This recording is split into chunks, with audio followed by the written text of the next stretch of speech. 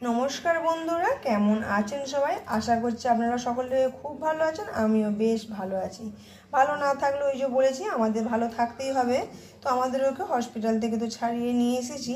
তো কিছুই তো খেতে চাইছিল না, মুখের রুচিও ফিরবে, আবার স্বাস্থ্যকর একটা হেলদি রেসিপি নিয়ে চলেছি, তবে সেটা ফাঁকিবাজি।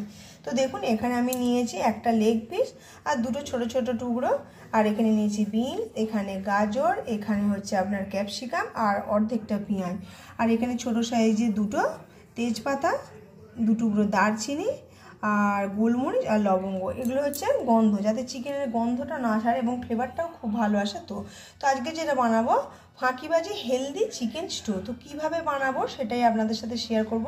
প্রথমে আমি চিকেনটা পেঁয়াজ আর তেজপাতা, দারচিনি, লবঙ্গ, গোলমরিচ আর পরিমাণ মতন লবণ দিয়ে, পরিমাণ মতন জল দিয়ে প্রথমে প্রেশারের মধ্যে 4টে সিটি দিয়ে সেদ্ধ করে নেব। তো চলুন দিয়ে দিই। তো দেখুন, এখানের মধ্যে দুটো তেজপাতা, ওই যে দারচিনি, লবঙ্গ, গোলমরিচ আর পেঁয়াজটা দিয়েছি, পরিমাণ মতো লবণও দিয়েছি, সব কিছু দিয়েছি, দিয়ে জলও দেওয়া হয়ে গেছে। এরপর আমি এটা 4টে সিটি মেরে সেদ্ধ করে নেব।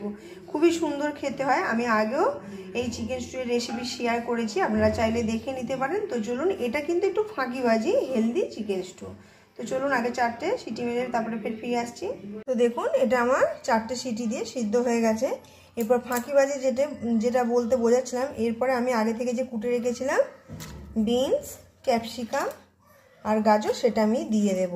মানে কুকারের মধ্যেই তাড়াতাড়ি একদম হয়ে যাবে, চটজলদি। দেখুন, সবটা দিয়ে দিলাম। দেওয়ার পরে তারপরে আমি আর একটা সিটি দিয়ে নেব। তো চলুন দিয়ে দিই সিটি একটা। তো দেখুন, সেদ্ধ হয়ে গেছে ফাঁকিবাজি চিকেন স্টু রেসিপি।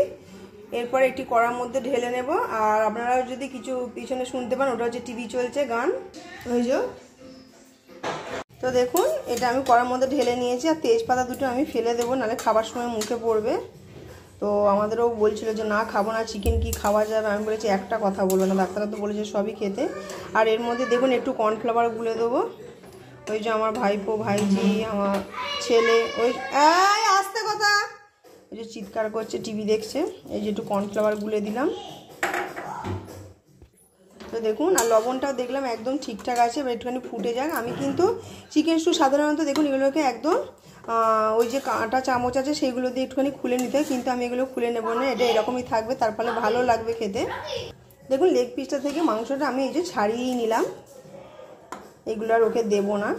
এইগুলো আমার রকির ওদিকে দিয়ে দিলে ভালো লাগবে, কারণ এর মধ্যে তো কোনো কিছুই নেই, শুধু অল্প একটু লবণ দেওয়া আছে, যাকে অসুবিধে হবে না একদিন খেলেও।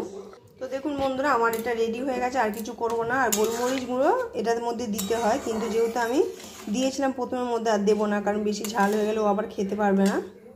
তো বন্ধুরা, প্রেশার কুকারে ফাঁকিবাজি হেলদি চিকেন স্টু রেসিপি কীরকম লাগলো আমাকে কমেন্ট করে অবশ্যই জানাবেন। যদি ভালো লেগে থাকে একটা লাইক দিয়ে দেবেন। আর আপনাদের আশীর্বাদের ফলে ভগবানের কাছে প্রার্থনা করার জন্য আমাদের তো তাড়াতাড়ি সুস্থ হয়ে উঠেছে, সেটা তো আমি বললাম, সুস্থ হয়ে উঠছে। তো দেখুন হয়ে গেছে, এবার বন্ধ করে দেবো, আর বেশি ফোটাবো না। তো চলুন বন্ধুরা, আজকের মতন টাটা।